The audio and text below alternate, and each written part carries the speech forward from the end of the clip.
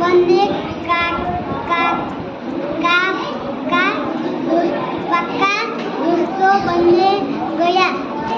એક હતો કાગડો અને એક હતી કાબર. બંને વચ્ચે દોસ્તી થઈ. સમય વીત્યો અને અમે બંને પાકા દોસ્ત બની ગયા.